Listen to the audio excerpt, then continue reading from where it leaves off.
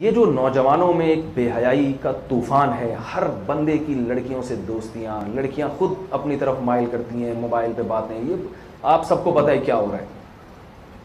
اس کے بہت سارے اسباب ہیں۔ اصل میں تو اس پر حکومت کنٹرول کر سکتی ہے۔ حکومت لڑکیوں کے لیے الگ کالج بنائے، یونیورسٹیاں بنائے، لڑکوں کے لیے مس گیدرنگ کا اسلام میں تصور نہیں ہے، لیکن حکومت تو نہیں کرے گی یہ کام، بہت مشکل ہے۔ اور حکومت سے جو منوانے والے لوگ ہیں ان کا بھی حکومت سے منوانے کا جو طریقہ کار ہے وہ بھی عجیب صحیح ہے۔ کوئی باقاعدہ کوئی ایسی محنت نہیں ہوتی جو حکومت سے کوئی چیز باقاعدہ منوائی جائے، جو یعنی قانون کے دائرے کے اندر بھی ہو اور اثر اس کا جو اثر انگیز بھی ہو۔ تو یہ جو بے حیائی کا طوفان ہے نا، اس کو اب ہم اور آپ نے ہی کنٹرول کرنا ہے۔ دیکھو آپ اگر بے حیائی میں مبتلا ہوگے، وقتی لذت اور وقتی مزہ تو ہے اس میں، لڑکیوں سے دوستیوں کا ہر ایک کو شوق ہوتا ہے، اور لڑکیوں میں ہر ایک کو شوق ہوتا ہے کوئی نہ کوئی میرا فرینڈ ہو، اس سے ذرا کیونکہ بھائی تو اس سے بہن کو وہ ایزی لوڈ یہ سب چیزیں نہیں ہوتا نا، لڑکی کو وہ اپنے بھائی سے کہتے ہیں نا 500 کا بیلنس ڈال دو گے تھپڑ مار کے بھگائے گا، دماغ خراب ہے، موبائل ہی چھین لے گا۔ آپ سے اگر کوئی لڑکی کہے کہ ایکسکیوز می ذرا 500 کا بیلنس ڈال دے، آپ 5000 کا ڈال دیں گے، کیا خیال ہے؟ قرضہ لے کے ڈال دیں گے آپ۔ تو یہ ایک انٹرٹینمنٹ ہے، وقت بہت اچھا گزرتا ہے اس سے اور بہت اچھی لائف ہو جاتی ہے، یہ ہر آدمی کہے گا۔ اور لوگ پھر اس کے کہ بھائی آج کل ایک بہت ٹینشن ہے اور ڈپریشن ہے، تو کیا ہے اگر تھوڑی سی ہیلو ہائی ہو جائے۔ میں اس کے نقصانات پر زیادہ نہیں جاؤں گا، اسلام نے پابندی لگا دی تو اللہ سے بڑھ کر کسی کا قانون نہیں ہو سکتا۔ اللہ نے دوستیاں لگانے پر قرآن میں صاف آیت ہے، وَلَا مُتَّخِذَاتِ أَخْدَانٍ، تم دوستیاں نہیں لگا سکتے، تمہیں اجازت نہیں ہے۔ اب یہ کرنا کیا ہے، اس کا حل کیا ہے؟ اس کا سب سے بڑا حل وہی ہے جو ہمیں میڈیکل سائنس نے دیا اور جو ہمیں قرآن و سنت نے دیا۔ وہ یہ کہ آپ کو بھوک لگے تو روٹی کھانے کے دو طریقے ہیں، ایک ہے چوری کر کے کھاؤ، ایک ہے محنت کر کے پیسہ کماؤ اور خرید کے کھا لو۔ اس کے علاوہ کوئی اور طریقہ آپ کے ذہن میں ہو تو مجھے ذرا بتائیں پلیز،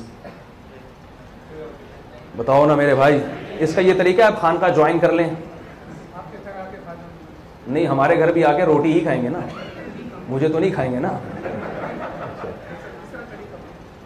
حلال طریقے سے آپ، کیونکہ بھوک لگنا یہ نیچرل ہے، یہ فطرت ہے، اس کا تقوی سے اور فحاشی سے کوئی تعلق نہیں ہے۔ جب اللہ نے مرد بنایا تو عورت کی طرف اس کی رغبت ہوگی، عورت بنایا تو مرد کی طرف اس کی رغبت ہوگی، یہ لازمی ہے، یہ ایسا ہو نہیں سکتا کہ یہ چیز ختم ہو جائے۔ تو اس لیے اسلام نے یہ نہیں کہا کہ عورت سے دور رہو، اسلام نے کہا تم عورت کے قریب جاؤ نکاح کر کے۔ یہ جو کہا جاتا ہے نا کہ نکاح اس لیے کیا جاتا ہے تاکہ زنا سے بچیں، میں اس تعبیر کو نہیں مانتا۔ میں کہتا ہوں زنا سے بچنے کا حکم اس لیے تاکہ نکاح کریں۔ جو یہ کہتے ہیں نا کہ نکاح ایک مجبوری میں کیا جاتا ہے تاکہ زنا نہ ہو، وہ نکاح کو ایک مجبوری کی چیز بنا رہے ہیں کہ یار اب وہ کوئی راستہ نہیں ہے تو شادی کر لو۔ تو وہ گویا یہ بتا رہے ہوتے ہیں کہ اصل تو یہ کہ عورت سے دور رہنے کے لیے بنایا ہے، مجبوری میں نکاح کر لو۔ ایسا نہیں ہے، اللہ نے عورت کو مرد کے لیے اور مرد کو عورت کے لیے پیدا کیا، ان کو دور رہنے کے لیے پیدا نہیں کیا، ان کو ساتھ زندگی گزارنے کے لیے پیدا کیا ہے۔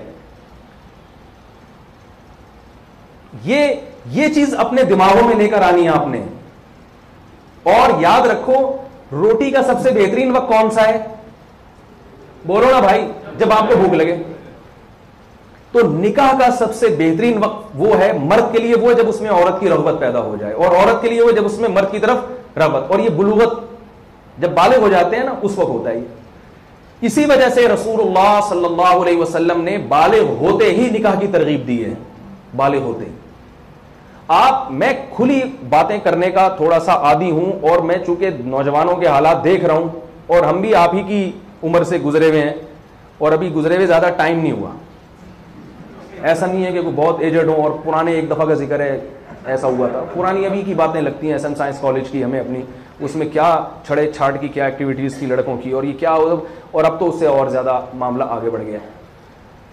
تو میں کلیئر کٹ کچھ باتیں کروں گا، میری باتوں سے جو بزرگ حضرات ہیں، والدین ہیں، بعض دفعہ ناراض ہو جاتے ہیں، تو میں ان سے خاص طور پہ کہوں گا میرا مقصد آپ کی حق تلفی نہیں ہے بڑوں کی، اور ان کو ناراض کرنا نہیں ہے۔ میرا مقصد ہے اس نوجوان نسل کو بچانے کی اپنی سی کوشش کرنا، جو اس ٹوٹے پھوٹے علم کی روشنی میں جو اللہ نے ہمیں دیا ہے۔ یاد رکھیں جلدی نکاح کے معاملے میں آپ پر شریعت کسی کی بھی اطاعت کو واجب قرار نہیں دیتی۔ آپ والدین کو منانے کی کوشش کریں, اگر نہیں مانتے آپ نکاح کر کے بتا دیں ابا میری شادی ہو گئی ہے. اس میں آپ کو گناہ کوئی نہیں ہوگا, ثواب ملے گا. ثواب کی میری طرف سے انشاءاللہ گارنٹی ہے. حالات کی تو میں گارنٹی کسی کی بھی نہیں لیتا, اپنی ذمہ داری ہے. حالات کی کوئی گارنٹی. ایک صاحب میرے پاس ہے, میں 4 شادیاں کرنا چاہتا ہوں, آپ سے مشورہ لے رہا ہوں. میں نے کہا ثواب کی گارنٹی ہے, حالات کی گارنٹی نہیں. بھائی اپنی ذمہ داری پہ کرو, ہمیں نہیں بولنا کہ یہ ہو گیا تو میرے سالے کھڑے ہوئے ڈنڈے لے کے اور یہ کرنے میں پٹ رہا ہوں میں, یہ ہو گیا. ثواب کی گارنٹی ہے. حالات تو پھر ہر آدمی کے اپنے ہوتے ہیں نا. تو آپ یونیورسٹی میں پڑھتے ہیں, کسی لڑکی کی طرف آپ کی طبیعت مائل ہوتی ہے, دل چاہتا ہے اس طرف, تو نکاح کا پیغام بھیجتے ہیں. اس کے والدین سے بات کریں, بھائی میں نکاح کرنا چاہتا ہوں. والدین راضی ہو جائیں, نکاح کر لیں. پھر والدین کہیں گے ابھی بچی یوں کرے گی تو پھر یوں کرے گی تو بلانا ہوگا, پھر دمکانا ہوگا, 4 سال میں یہ بنے گی. پھر آپ نکاح کر لیں, بولے ہو گئی ہے. آئی بات سمجھ؟ آپ ہاں شاید اس کو مذاق سمجھ رہے ہیں, لیکن اگر اس پر عمل نہ کیا, خدا کی قسم یہ زنا اتنی تیزی سے معاشرے میں پھیلے گا. ہمارے بہت سے بڑے حضرات کو ان حالات کی حساسیت کا علم نہیں ہے جس حالات کی طرف ینگ جنریشن جا رہی ہے. اس لیے وہ میری باتوں کا مذاق بھی اڑاتے ہیں, کہتے ہیں پاگل ہو گیا, دماغ خراب ہو گیا ہے. حقیقت ہے کہ ہم پاگل نہیں ہوئے, الحمدللہ ہم پاگل نہیں ہوئے. ہم ان حالات کو دیکھ رہے ہیں جو ہو رہے ہیں. نمازی پرہیزگار لوگ زنا میں مبتلا ہو رہے ہیں, اور بڑے آرام سے ہو گیا, اب توبہ کر لیتے ہیں بڑے آرام سے, کچھ ہوا ہی نہیں, ناک پہ جیسے مکھی بیٹھی تھی اڑا دی انہوں نے. تو بھائی آپ جب ہم نماز پڑھتے ہیں اس لیے کہ اللہ نے ہمیں کہا, ہم کلمہ پڑھتے ہیں اس لیے کہ اللہ نے ہمیں کہا, تو اللہ نے ہمیں نکاح کا بھی کہا ہے, جلدی نکاح کرنے کا. اس لیے اس میں کسی کی نہ سنیں آپ, جتنا جلدی نکاح ہو سکتا ہے آپ نکاح